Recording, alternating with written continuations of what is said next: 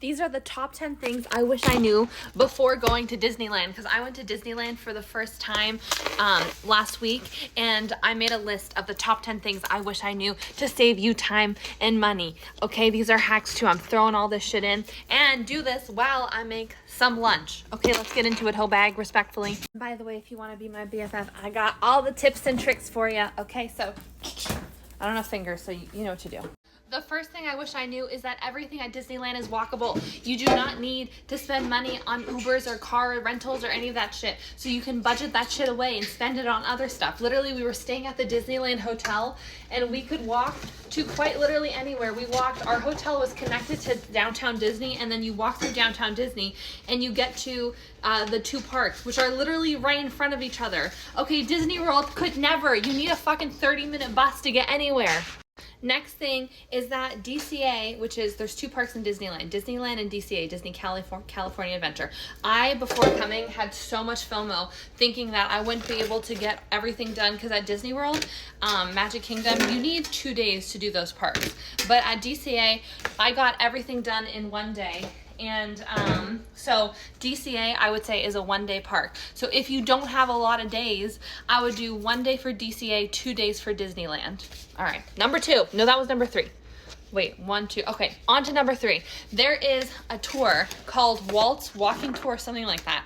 You go, you basically type in Enchanted Extras and then into Google in Disneyland, and it'll come up.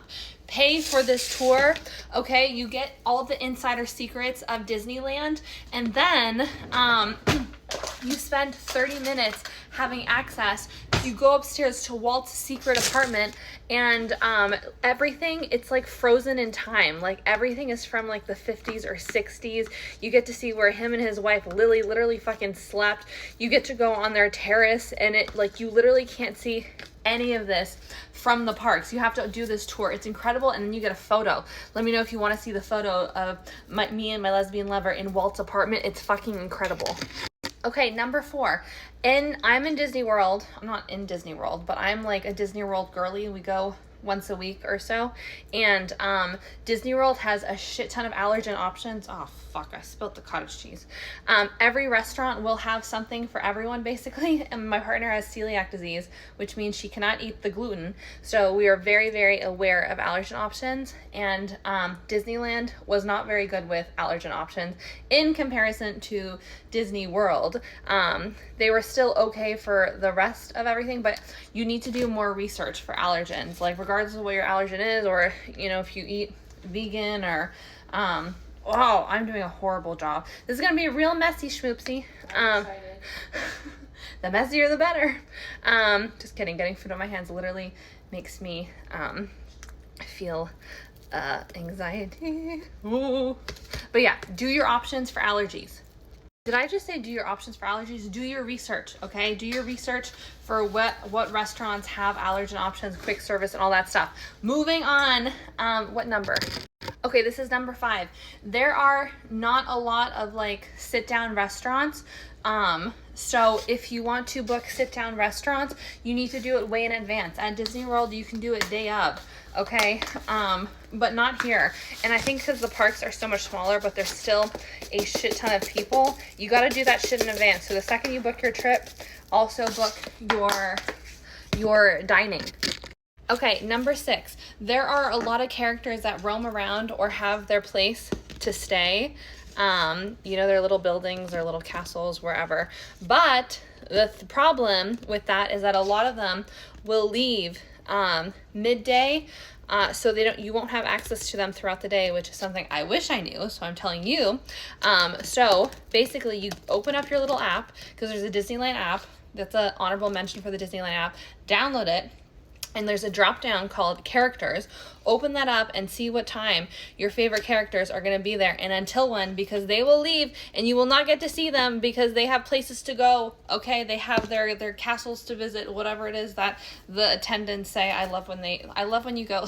They say, oh, like Lotso has to go to the daycare, he'll be right. Like, that's what I love when they like say that type of shit. Okay, number 7. I don't fuck with mornings, also because I work at night. So waking up at like 6 to do rope drop at 7:30 is quite literal hell to me. And then the parks stay open until like midnight. So I say skip rope drop.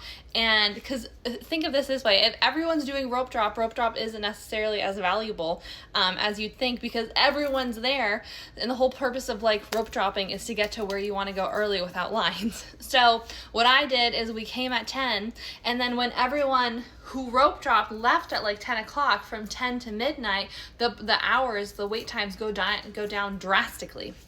Sorry, we have Mickey's Not So Scary tonight, so I'm trying to get this done fast for you.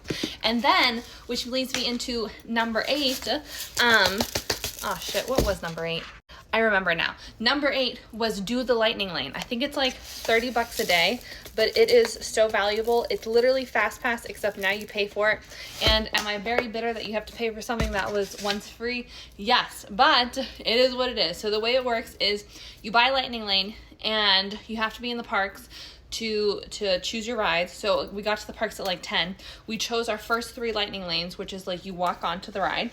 And then once you do the first 3, then you just keep adding it on. So we got to do like 10 rides on the lightning lane, and we didn't wait in lines. It was fantastic. Very worth the money.